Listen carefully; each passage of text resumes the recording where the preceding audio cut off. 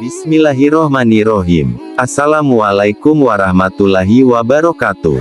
Syukur alhamdulillah, kita bisa berjumpa lagi di channel ini. Sholawat dan salam semoga selalu tercurahkan kepada junjungan kita, Nabi besar Muhammad Sallallahu Alaihi Wasallam. Allahumma sholli ala Sayyidina Muhammad wa ala ali Sayyidina Muhammad. Harapan dan doa saya, untuk semua saudaraku yang menyimak video ini, selalu diberikan kesehatan, dilapangkan rezekinya, diampuni dosa-dosanya, dan dipanjangkan umurnya. Amin ya robbal alamin. Sahabat beriman yang dirahmati Allah, melakukan hubungan intim bagi pasangan yang telah sah bukan hanya sekedar melepas syahwat semata, melainkan juga mengandung nilai ibadah. Karena bernilai ibadah, maka untuk mencapai kesempurnaan pahala, penting mengetahui hari dan waktu yang baik untuk melakukan hubungan intim.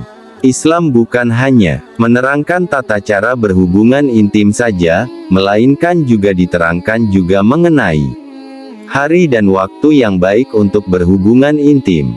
Sementara sebagian umat Islam menganggap bahwa Jumat adalah hari baik untuk berhubungan intim. Itu kenapa ada istilah sunnah Rasul yang belum tentu memang benar kaidah Islam. Lantas, benarkah hari Jumat adalah waktu yang baik untuk berhubungan intim? Adakah dalilnya hari yang baik untuk berhubungan intim? Meskipun pada dasarnya tidak ada hari buruk dalam Islam, akan tetapi berdasarkan hadis yang diriwayatkan oleh Imam Baihaqi, menyatakan keutamaan berhubungan intim pada hari Jumat. Apakah kalian tidak sanggup berhubungan badan dengan istri kalian pada setiap hari Jumat? Hubungan badan dengan istri di hari Jumat mengandung dua pahala, pahala mandinya sendiri dan pahala mandi istrinya. Hadits ini riwayat Baihaqi. Namun, dalam hadis ini, ulama-ulama hadis mengenai bahwa kualitas hadis ini lemah, sehingga tidak dapat dijadikan dasar hukum. Namun, dalam hadis lain ditemukan perihal kesunahan hubungan badan pada hari Jumat. Hadis yang dimaksud ialah hadits riwayat Auzu bin Abi Aus radhiyallahu anhu. Barang siapa yang mandi pada hari Jumat dan membuat orang lain mandi, lalu berangkat pagi-pagi dan mendapatkan awal khutbah, dia berjalan dan tidak berkendaraan, dia mendekat ke imam. Dia lalu berkonsentrasi mendengarkan khutbah, maka setiap langkah kakinya dinilai sebagaimana pahala amalnya setahun. Hadits riwayat Ahmad, An-Nasai, dan Ibnu Majah. Dengan demikian, maka dapat dipahami bahwa berdasarkan hadis di atas, hukumnya sunnah melakukan hubungan intim pada hari Jumat. Waktu yang baik untuk berhubungan intim. Adapun waktu terbaik untuk berhubungan intim, dari perspektif Islam, merujuk pada Al-Quran, Surah An-Nur ayat 58. Hai orang-orang yang beriman, hendaklah budak-budak, laki-laki dan wanita yang kamu miliki dan orang-orang yang belum balik di antara kamu, meminta izin kepada kamu 3 kali dalam satu hari, yaitu sebelum salat subuh, ketika kamu meninggalkan pakaian luarmu di tengah hari, dan sesudah salat isya. Itulah 3 aurat bagi kamu. Meskipun tidak secara tegas ayat di atas menerangkan waktu berhubungan intim, Ibnu Katsir dalam tafsirnya menjelaskan bahwa para sahabat menyukai waktu-waktu tersebut untuk berhubungan intim. Diriwayatkan dari Muqatil bin Hayyan, beliau menceritakan sebab turunnya ayat ini. Ada pasangan suami istri di kalangan Ansor. Dia sering membuatkan makanan untuk Rasulullah Shallallahu Alaihi Wasallam.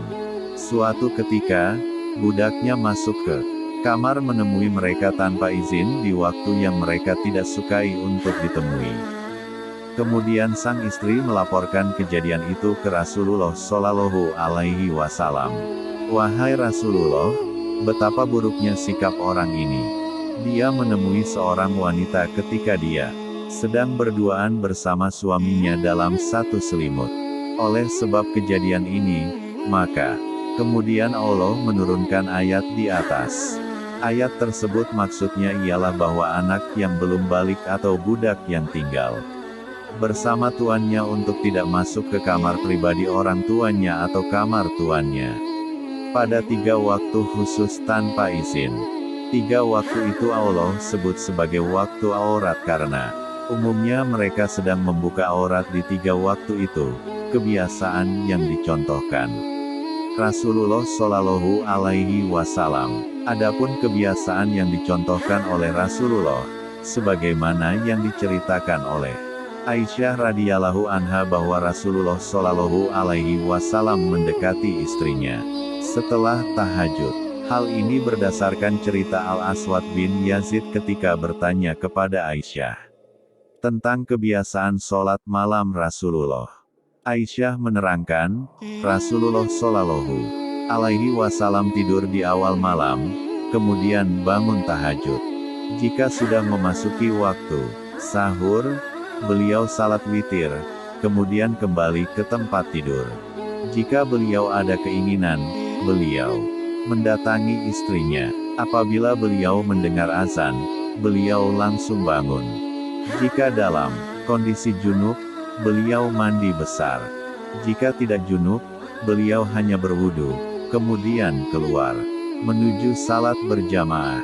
Hadits riwayat An-Nasai dan disahihkan oleh Al-Albani. Sahabat beriman yang dirahmati Allah, atas dasar tersebut, sebagian ulama menganjurkan agar berhubungan intim sebaiknya dilakukan di akhir malam, setelah tahajud, atau sebelum masuk waktu salat subuh, ta'ala. Wallahu a'lam bishawab. Demikian yang bisa saya bagikan. Semoga bermanfaat untuk kita semua. Amin ya robbal alamin. Aqulu qouli hadza wa astaghfirullahi li wa lakum, fastaghfiru innahu huwal ghafurur rahim. Wassalamualaikum warahmatullahi wabarakatuh.